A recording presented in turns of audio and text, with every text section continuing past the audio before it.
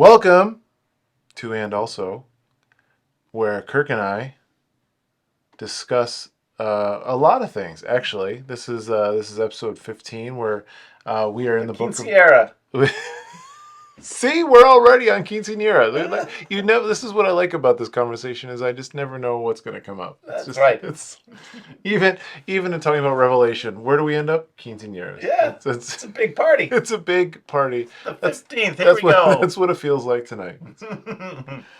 We are discussing the message series that Faith Alliance Church hosts that I usually preach, and the idea is to kind of provide some marginalia to the sermon, to some kind of like additional thinking, some interesting questions, and so on. Especially in the Book of Revelation, I feel like you have to have about 13 or 15 conversations around Revelation to understand or begin to understand Revelation. As we start, I'm going to say, I think it's more than that. well, probably 2,000 years worth, and we still haven't fully figured it out. It's like a Mona Lisa. Do you need to figure it out? It's Mm, enigmatic from every angle. it, Do it you, is. yeah, it's a lot to see and perceive and wrap your head around simultaneous. That's what I'll get back to what I was going to say, but that idea is helpful, partially because you could spend weeks on Revelation 4 and 5 or Revelation 6 or 7. I mean, like, but 4 and 5 especially, and with, with all the imagery and with all the just events happening. There's all this. It's all the sensory stuff, all the sounds, the imagery, uh, the tactile. I mean, it's all overwhelming, and it should be, right. I think as I read Revelation 4, one of the things I became um, more and more, I guess, aware of is how you can't really capture it, and you're not supposed to. Like it's too much. It's too big. Like you can't. I kept trying to kind of box it in to try and understand it, but I don't think. I think it evades all that. It's too big. I mean, the throne room of God is too big, but even the way it's written, it's like you can't take it all in. Um, It, so it should be, I guess. the fact that it was as overwhelming an experience as it was, and John still wrote it down, is pretty amazing to me. Yeah. I mean, that's some of these descriptions are so mind blowing, and the poor guy is trying to relate it to things that he's familiar with, and I appreciate that. Apparently, he spent a lot of time around precious minerals He because seems to like that. there's Yeah. a lot of descriptions of stone color. Yeah. So it's interesting that it's those choices of words, but yeah, what an experience! And oh my goodness, how did he remember it all to write it down? Because just this event alone of chapter 4, just that event alone would take a long time to process. Yes. And we're only on chapter 4, and it's all written. Right. That's amazing to me. How did you do that? It is. It is. That he caught the language. That he, and even I do I for me it's hard not to see John struggle with the language in here in a good way. Where even the my favorite, I mentioned that is as it were on a sea of glass like crystal. Like he's trying to kind of like, It's very clear water. yeah, it's like it's really clear. It's like glass, but it's like crystal. And then even But what? So now that's interesting, right there, in and of itself. So at this point in history, how familiar would people be with glass? actually that's a good question. I have no idea. It, Yeah, probably it, not very. not very. It exists, but it's rare and it's decorative and not incredibly clear. I don't think. Probably, yeah. Right. So we're used to glass. We have glass all around us on windows, car windshields, and Yeah. so on. Right. We're used to that. We know what that is. He's seen clear glass somewhere. That's amazing. Yeah. Where did he see that? That's kind of cool. But he knows what clear glass is and recognizes that this looks like that as a description. That's interesting to me. All the other mineral colors okay, yeah, he's That makes had sense. to He would know those. I Yeah. had to have bumped into those along the way, but glass. Yeah. That's a technology. That's a difference, and that's interesting. I know Romans had mirrors, Oh, right? But not mirrors until later. I don't think and they wouldn't have been made of glass. They would have been made of metal. like metal, right? Yeah. But even still, like Paul says, we see through this darkly, right? Oh, yeah. That was that was like A a veil, right? well, but that was like an isinglass would be is kind of the imagery. Yeah. Um, that's interesting. This their understanding of what of glass. So glass is transparent. Understands that it's transparent, but that just the sea of glass. Yeah. In my head, I'm like, as a dad, I'm picturing broken glass all over the place because, oh my goodness, a sea of it. Why is there a sea of it? Obviously, it's not. But it's not broken glass. Yeah. It's just water that's so super clear, and interesting that it's still. Yes. So Well, all this is happening, all this thunderclaps and the overwhelming singing and things flapping their wings, and this water's still. well, and you know what's really interesting about that is, and you know, there's so many things that you can't bring up just for time's sake, but in the ancient Near East, for Jewish writing specifically, the sea was always designated as chaotic. It was that which is undescribable, chaotic, and should not be near. Right? No one the ocean or the sea always represented chaos because it was chaotic and they were desert dwelling people. So It's not calm and easy like the desert. yeah, Look what happened to Jonah. yeah. You don't want to go in the water. There's whales in there. But so the fact that he's describing a sea of glass like crystal, that it's calm, is like around the throne. But that the scene isn't calm. Right. There's thunder, lightning, singing, so on. But the sea is calm. It's this kind of image of like God, like Jesus calming the sea. Like the sea has become calm. There's no chaos.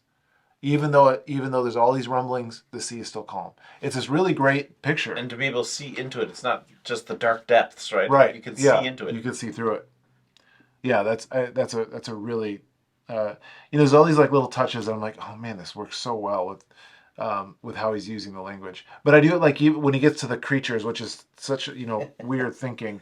I like that you come at it from a writer's perspective, which is actually interesting. But yeah, well, it's all meta. Well, he says it's all weird imagery, right? Yeah, the first creature. So he's seeing. So my understanding is he's seeing these things in his revelation. But then like as we talked to you, thinking like, how does he write this down? And he's like, well, there's this creature that's like a lion, but it has eyes all around and 6 wings, and so it's not a lion, but it's like a lion, or it's like an ox in the shape of. Yeah. Right. It's and so he's the only way we would understand it is if he describes it in a way that we would know. It's like it's like an eagle. But it's not an eagle for sure. I mean, because it's got 6 wings and eyes all around. I mean, it's definitely not an eagle. But again, he's not saying it. He's just trying to say there's that's why there's all of creation. There's all of the entire representation of creation is present before the throne, and it's all in worship. These 4 creatures have been used to symbolize the Gospels. Yeah, a Foursquare. I don't know if it's ox, eagle. Is it exactly the same 4? I think it is. You're probably. I know there's an ox in there. Yeah. I don't know what the other ones. I think there's an eagle. Ox, But Amy Semple McPherson and Foursquare. They use animals to describe the gospel. I just don't know which animals. That's interesting. I thought it was from before that because I've seen It could be, but that's stained glass windows with those animals symbolized on them. It could be before without covered in eyes because it would be strange, but it's, just the animals themselves to represent the different gospels. Oh, I see. The lion being like John or something like that, like the 4 different animals representing the different gospels. Okay, yeah. Then what I'm talking about is different. Oh, okay, yeah. It's 4 animals that represent our understanding of the gospel. Oh, interesting. Okay. But not the 4 different gospels. Yeah, I've seen it as the 4 books represented, or the four authors represented Oh, okay. as these animal symbols. And so to me, that's what I saw when I saw this part was the Gospels. And interesting Huh. that canonically many decades and eons later, we end up with just the four Gospels. Yeah. I'm sure other people wrote accounts of their time with Jesus, but these are the Gospels we know of. Yeah. Yeah. There are other gospels. It's just they don't. They don't fall into the canon of the Right. Bible itself. Yeah, and you can read the. I mean, you can read the other gospels, but I've read the Gospel of Thomas, and it's this weird account. It's like all this extra biblical stuff that happens, and you're like, like it doesn't even fit the chronology, and it's not like it just doesn't. That like that idea of four eyewitnesses of like seeing one story from four different perspectives. Right. Thomas is like across the street trying to see this eyewitness account, and man, he's describing it weird. But it's interesting using the animals as understanding the four gospels. And the many eyes. So these are creatures who are singing. Yeah. You would think they'd have bigger mouths, but they're covered in eyeballs. Whoa. And wings. And wings. The wings are there for, and this is the description of why the wings. To cover their body, to cover their feet, and two are for flying, right? That not. Or is that later on? That's later on. That's with one of the. That's I think the description of the angels that, or maybe it's actually that might be Isaiah's description of the angels, but. I thought this was for seraphim. No, it is not Isaiah, but you could. Oh, yeah, no, I take it back. Isaiah 6:2. Above him stood the seraphim. Each had 6 wings, and 2 he covered his face, 2 he covered his feet, and with 2 he flew. Face and feet. Oh, okay. Yeah, and then he flew. You have to have 2 that fly. Yeah. I mean, why else have wings other than to cover your face? I'm not really sure what that's for, but that's interesting. Yeah, I wonder, like, even back to something you said about like the Mona Lisa, just kind of from different perspectives. I do, I think one of the things I like about this is that like these images just keep you guessing. Like we want to nail it down into, well, this is definitively what the 6 wings mean, but when you start talking about it, you're like, I don't know. Why would you need 6 wings? Or why are they covered with eyes? And I know there are scholars that have done work on this, but on the same end, I think it should still kind of leave you to more questions than answers, which to me is kind of a wonderful mystery of faith. To be like, this is something that I don't have a box for, and I don't think I need to create a box for it. I'm just like this, like it's fun to think about and talk about.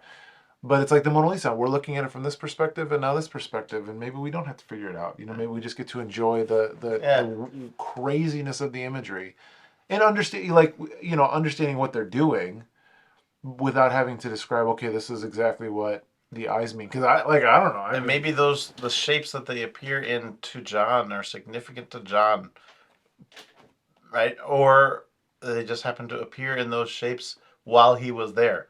Because why form those shapes if you're covered in eyes? And that's your sole purpose, is to buzz around and sing.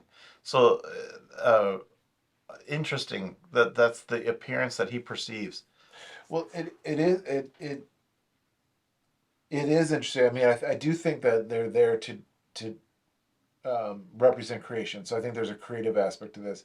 However, I will say, if you look at all the images of Jesus, right? So using that idea, all the images of Jesus in Revelation, the way that Jesus is represented changes all the time. Yeah, so actually, perpetually in flux in every turn. Yeah, and like so, even in Revelation 5, which I'm covering this week, he's the slain lamb. He's yes, except for but in addition to that. The 7. One of the elders said to me, this is 5:5. One of the elders said to me, "Weep no more. Behold, the Lion of the tribe of Judah, the Root of David, is conquered, so he can open the seal and the 7 scrolls." That's verse 5. Verse 6. And between the throne of the four living creatures and among the elders, I saw a lamb standing as though it had been slain, with 7 horns and 7 eyes, which are the 7 spirits of God sent out into all the earth. More horns and eyes, and so on. So And that part is actually fascinating to me. The 7 eyes and yeah, 7 horns to represent the 7 spirits. So the horns are protection, right? strength. Yeah, it means strength. Strength and protection. Yeah, Right? Because that's how it's going to, a lamb is going to protect itself, right? from what? Yeah, From wolves. yeah, But um, then you have the 7 eyes. So the being able to take in and perceive, and then also, but if they both, that the 7 spirits can represent all that. yeah, yeah. It's very kind of over. So you get these images that you can't understand. You get the lion. Okay, I can get that lion of the tribe of Judah. But then they look to see the lamb. So like these images are shifting all the time. Like But still, the understanding and exists then that that's one person. that is one person. And but then it's not just any lamb. It's a lamb who had been slain with 7 eyes and seven horns. You're like, wow, like Yeah. you just went from lion to lamb, and now the lamb has 7 eyes and 7 horns. And you're like, And a minute ago, he had the tongue with a sword. right, yeah, yeah. Yeah. It's so you can't like it's like you can't keep up. And again, I don't think you're supposed to. So there's all this shifting imagery that's happening. Even Jesus is and Jesus. To be clear, the shifting of the imagery of Jesus is always consistent with the other descriptions of Jesus. So it's not like they're like these are new descriptions. There's a victorious king, that sword coming out of his mouth, the first and the last, Alpha and the Omega, but it's all consistent with each other. They're not. It's not As contradicting fulfillment pieces. as fulfillment, but they still keep shifting. Like like it's really interesting. So we can't. I don't think you can trust you can trust the scripture, but I mean, to your point about the living creatures, you can't necessarily trust the consistency of the images. Maybe they do change. Right. That's what I'm thinking is that they are spiritual representations. He's witnessing things that are being presented as Yeah. this, and they have other purpose. But that's just how he's perceiving it at that moment because that's what he's being shown, and he can't. Like these are we're used to as human beings. A thing is a thing is a thing. Yeah. We know that image, right? So, like on this table right now are 2 different water containers, right? And we know yours is metal, mine is plastic, and they're always that, right? Right. Yeah. And to say and then I suddenly reach over and it turns out I'm drinking out of a coconut, right? You'd be like, what just happened, right? Yeah, right. So we expect physical things to stay a physical thing. Which might go back to why he was so initially shocked by seeing Jesus because he was used to seeing Jesus differently. Right. Yeah. Yeah, and to just have that image just roll around, but still be the same Jesus. Yeah. That's got to be weird to wrap your head around in the moment, especially. But ooh. And like that coupled with and this is I think this is one of the things I'm really loving about Revelation. It's just how wonky it is, but at the same time, like how much it fits together. So you have in the beginning of the book the first and the last that I mentioned, and at the end of the book the first and the last. So like they're right away they're buckling you in to here's Jesus. He's the Alpha and the Omega, the first and last. He does not change. But then they're representing the imagery of Jesus as one who is always changing, right? Not that his character or his actions change, but the way that we have to understand him, the lion and the lamb, the victorious one, the one that's coming with his the robe dipped in blood, Right, yeah. like there's all these different things that we can't settle on except for just to trust. Okay, God, you are first and last. You are consistent. You are not changing. I can trust that. Even when we're presented with different images, that all work together. They're not inconsistent with each other. Brains can only handle so Right. much. Right. It We should. struggle as it is. Yeah. Let alone to even talk. I mean, you could take 300 caveats in the book in this chapter alone about like here's what what is going on here. What is this happening? But maybe that's the point. Kind of back to your original thought. Maybe that's the point is that there's a sense of like it should this should lead us to this isn't my idea, but this is the idea of Revelation should lead us to worship, not to worry. That's that I took that from a book. But um, if we allow the imagery to do what it's supposed to do and to lead us to kind of wonder, but then be like, all right, this is the incredible nature of God, is that we can't box him in, we can't figure him out. He's like a lamb, he's like a lion, he's he's riding a white horse, like what but then it should lead us to be like, I don't know, but he's worthwhile worshiping. He's worthwhile giving our lives to. Um, and because I'll never figure it out, I'm going to trust him that he is who he said he is. So there is this sense of like, all right, it's funny because Revelation kind of leads us. It's the final book of the Bible, and it's kind of like, all right, well, all victory belongs to Christ. I don't have much else to say, right? Yeah, but like I can't conclude on a lot of these images. Some we can, but again, even like I could spend the rest of my life thinking about the elder that comes and says, look at the Lion of the tribe of Judah, and then John turns and it's a lamb, like Who had been slain. who had been slain. It's just the most wonderful, like that's just like such a Jesus like subversion thing to do. Being like, look at the powerful lion, and it looks like a lamb that's been slain. It's just With it's seven just horns and eyes. with seven, and then it has 7 horns and eyes, and you're like, oh, And still lamb. it's still it's so good. I mean, it's like I can't settle And on which it. one would you slay for your sacrifice? The perfect one. Right. That It's have we been sacrificing the wrong ones all along? Yeah. But that's, I mean, having our puny little physical brains trying to resolve physical imagery, mm, and it's all spiritual imagery, right. which like a different level. It's like completely different. We can't process that. Yeah. We just those parts don't work. Yeah, it's amazing. And maybe that's just the lesson coming in and out of Revelation, is that it doesn't resolve. The only place it resolves, I think, is in the creation of the New Jerusalem, like where God is the one that creates New Jerusalem. Every tear is wiped away. That's the resolution. But short of that, we're not going to be able to resolve easily what some of these things mean. Or that they mean such big things like all of creation, or look, it's Jesus the lion. Oh no, it's Jesus the lamb. Oh no, it's Jesus the one that's coming back on a white horse, right? Right. And he is all those things. Like it's but that you can't you're not allowed to settle. Like Revelation doesn't allow you to settle, and I'm growing to really like that. It drives me a little bonkers. Well, another thing that was, I think, kind of an oddity in that, in John's perceptions, right, of what's happening. Yeah. So he says he has arrived at this point after going up the stairs in the Yeah. spirit, right? Yeah.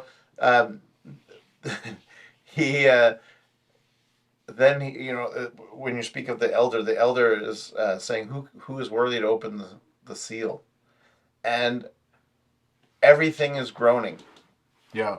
that no one is worthy to open the seal.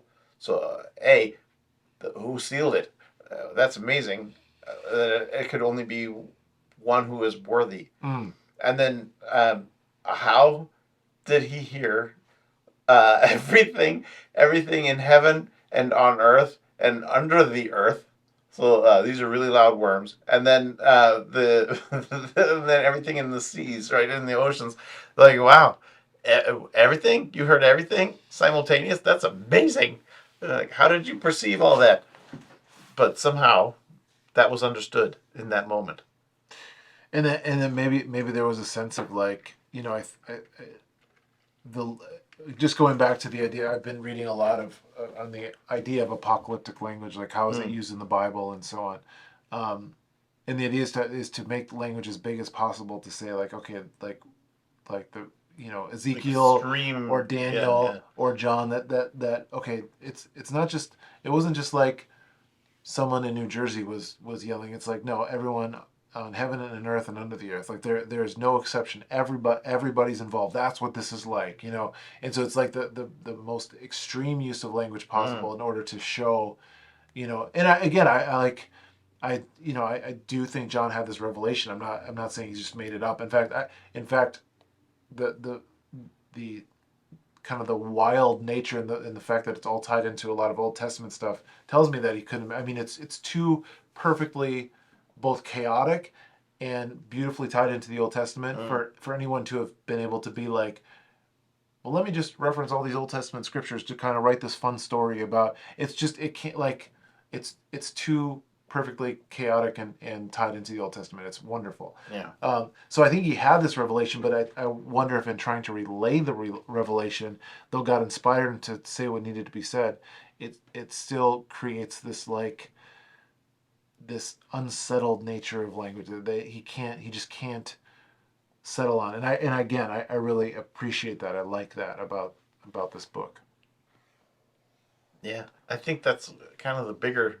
A I don't know what bigger. It's a piece. That is one of, as you mentioned earlier, one of the 15 pieces that Yeah, you could yeah, just dwell on is the odd perception of this and how nothing you see here is what it is.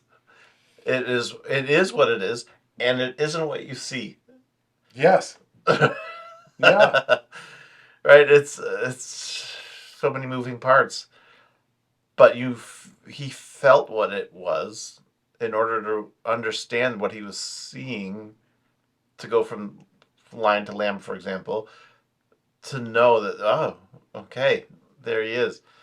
That's that's interesting. yeah, So that perception exists of the I that still feels like Jesus, right? right, yeah, And yet doesn't look like anything that yeah. I understood before.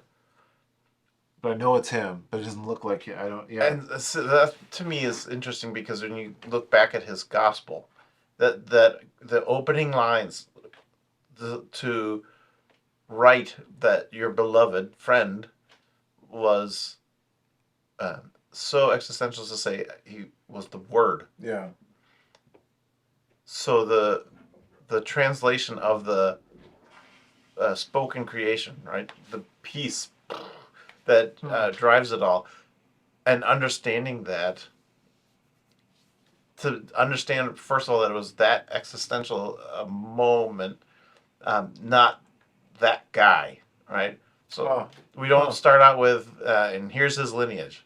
We start out with the Word, Yeah, that's good. right? So which is, wow, that's a Yeah, weird place to begin from, but fascinating, yeah. because now we just kick it off at some place like that. We just drop the needle in the middle of the record. What in the world just happened, right? That's amazing. That is the way that is the way it feels. Yeah. That's a really good perspective. It just starts right in the here. It starts right in the middle. Wow, we Like have a lot of catching up to do to even get to that. yeah, That's interesting to me. So his perspective is different, and perhaps that's why he was beloved, because Jesus understood that he understood that it isn't really what you see. That Son of Man had no place to lay his head, not even a yeah, stone, right? But he knew that there was a kingdom involved, yeah, right? And he knew that he could heal and he could do all these amazing things, and he was going to rescue and save, even though he didn't perhaps understand how. Um, but that's interesting that he could perceive the mission and the purpose in the person that he sat next to. yeah, yeah. That's interesting. It'd be fun to look at John 1 and some of the stuff in Revelation to see how he understood Yeah, and was able to tie who Jesus was into these kind of big esoteric existential yeah. images like the word or like um, because he does perfectly. I mean, John does that really well. That's really interesting. Which is still amazing to me because he starts with that as the gospel part, and then at this moment where in the previous in the previous podcast 14, then if you want to reference back, then falls down as though dead, Right, even right. even though he understands that. Yeah, But the imagery is shocking, yeah, and the imagery is shocking. I mean, all of it's shocking, but yeah, still able to put it together enough to describe in relative terms what he's seeing. That takes a lot. Like, Yeah. how's he doing that? How's he remembering it enough? It would be a pretty indelible image, Right. right? Yeah. Yeah. But then to put it in a way that it's like, okay, this narrative makes sense. Well, It's or still, yeah, this narrative is what I think happened, right? yeah, Does it make sense? I don't know. yeah, yeah. But this is what But happened. this is what Yeah. happened. I saw this. And then next I saw this, Yeah, and none of it. Yeah, yeah.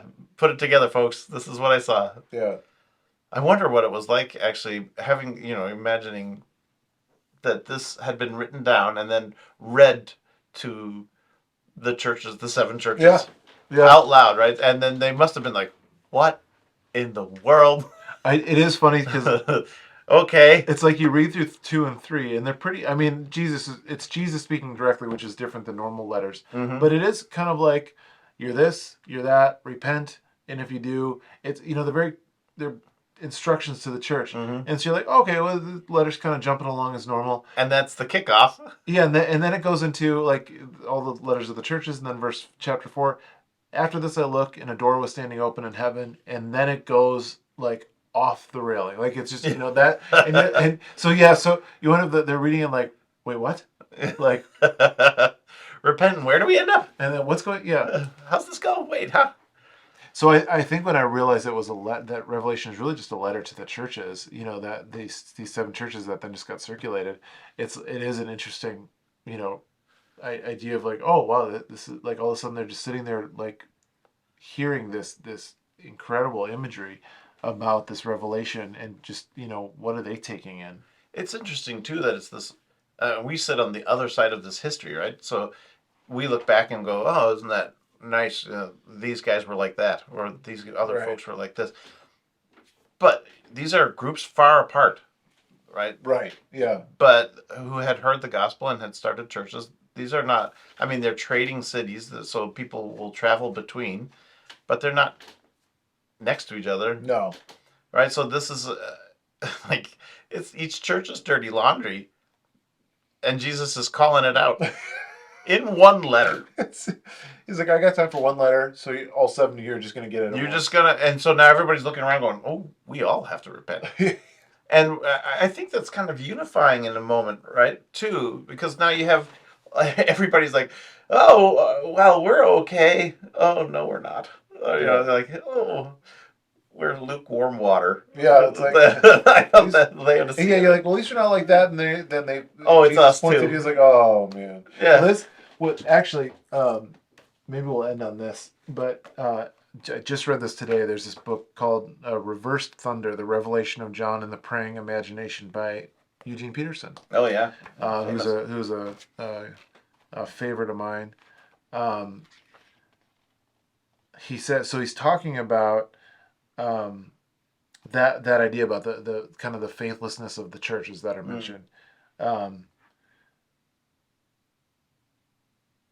And I'll just read this because it's such a good text. He says the Son of Man vision. So the vision of the Son of Man is presented in a familiar context. I saw 7 golden lampstands, and in the midst of the lampstands, one like the Son of Man. The lampstands are identified a few lines later as churches, the 7 churches. It is impossible, he writes, it is impossible among people familiar with ancient Israel and early church to glamorize communities of faith. Churches are characteristically poor, often sordid, frequently faithless. It's precisely in this environment that God chooses to show the Christ in the splendid form of Son of Man. But this procedure should be no surprise by now. The site of his birth was a manger, and the palace of his coronation was a cross. God deliberately set Jesus among the common and the flawed, the historical situation just as it was. Jesus is never known in any other context. The revelation of Christ is not embarrassed or compromised by association with the church. Quite the contrary, it insists on this context. So that's it. I like that idea of the seven, that Jesus walks among the 7 golden lampstands, and then you read about the 7 golden lampstands, the churches, and they're all The gold's a little tarnished. the gold's a little tarnished, and that Peterson's point is that, well, this is the context that Jesus walks among. Like he walks among the faithlessness of churches, calling them to repent, but that there's a unity, like you said, there's a unity and equality among this. So it's like, man, we all like, I can't look at your dirty laundry because I got to deal with my own. Like, Right. there's all this need to, and there's an integrity in recognizing that, and then repenting from it. But it's like this is the context that Jesus chooses to walk in, and it's and that again, that's That rather is interesting, unsettling yeah, to wonder. especially considering that here we have the seven churches, and he's got the seven spirits to send among them, Right. which are part of his face. Apparently, when he's the lamb, which oh wow, this is hard Yeah. to Quit. follow Yeah. along, right? But it's interesting that um, he calls them out and calls them to repent, um, but associates with those specifically. We don't hear Jerusalem in that Right. pile, right? We don't hear Rome. We don't hear Right. like this. Why this group? Were these ones that John had been to? That's a good question. So this group of seven were significant. Maybe they still are. I don't know where everybody went to from these groups, but it's interesting, like how they were so foundational. Yeah. But Yeah. I think it's partly because um, it's flaws that we can see any church. Yeah. Right. Any church falls into this seven, Yeah. right? It's any church could be lukewarm. Right. Any church could have the uh, lady who's spreading rumors, right? Or Right. whatever it is, Yeah. Yeah. or whoever, right? Any church could be this, right? So we're one of these. Yeah. We all fall into this mess. Yeah. So I think it's interesting that those are called out. Eventually, we all get there. Yeah. And we gotta note when it happens, and then And I would say this too. Like I think what I really like about where it's placed, and I think this is all purposeful, is that so Jesus calls out these churches. He does call them to repent. He calls them to hang on, but none of that negates the revelation. So it's yeah, like it's the fact that the church, these Jesus being very honest about where the church is in the beginning of the letter, doesn't negate the rest of the letter, and it goes right in the throne room of God, right? So you're like, okay, like I'm walking amongst the seven golden lampstands. Jesus is, and things are messy, hot, cold, pitiful, poor, blind, naked, all these. That's but then we're like, well, okay, I see this is going, but let me show you what's really happening. mm, So it's not like I like the ordering of it because Jesus isn't like, man, you really messed this up. So that's the end of the letter. right, It's yeah. it's like, no, this is the beginning of the letter. We're going to start here, but I'm going to show you what life is really like. It's Actually, that kind of follows his character too. If you look back at the moment with Zacchaeus, right? mm, Or even the demoniac who, yeah, right? So these are oh, people who are not looking great, right? right, yeah, Things are horribly wrong, or kind of wrong, pretty wrong. pretty wrong. They're Rhode Island, right? But they're wrong everywhere else. Right? But but I grew up in Rhode Island. I can say that. But it's interesting, the things that are people who have stuff going on in their Yeah, lives that are wrong. He comes and addresses it right, in love, yeah, and then they hang out yeah, and are completely changed people right, who then are following or having lunch with or all. I mean, it follows that. yeah. This That's is true. that. That's a good point. So That's a hey, great hey point. churches, here's people who have been calling my name. uh, Hooray! Here's what's wrong. Let's fix that, and Yeah, on we go. And right, here's heaven. And you're like, wow, yeah. that's amazing. So, It's both integrity and grace to be like yeah, integrity says I'm gonna tell like it's wisdom. I'm gonna tell you like I'm not gonna lie to you. I'm gonna be honest about it. Jesus is like here's the deal, but then the grace to say but I'm with you, and I'm gonna show you what things are like. He doesn't say hey once you fix it. He does say fix it, yeah. but he doesn't say I'm not showing you anything else until you fix it. He's like as you're on your way, And um, I'm not, and you're I'm not not rejecting. ostracized Yes, until you fix it. right. It's Yeah. if you don't fix it, then Yeah, you had like, but there's this. None of it negates the rest actual, of this. the actual revelation, the rest of it, and I really like that because to do it otherwise, um, the ordering of it makes it, I think, is very significant. So, well, on that note, I think we have appropriately handled Revelation in such a way that talking about it for the last 40 minutes has just increased interest and questions around it. Definitely questions. So instead of resolving it, we've made it bigger. And I think that's what Revelation does. And so maybe we've handled it well just because we've made it bigger than it Zoomed was in when we on the started. picture. Is Yeah. all. Yeah. Yeah. So thank you, Thank you. for making Revelation bigger. Man. And we'll try and do the same next time.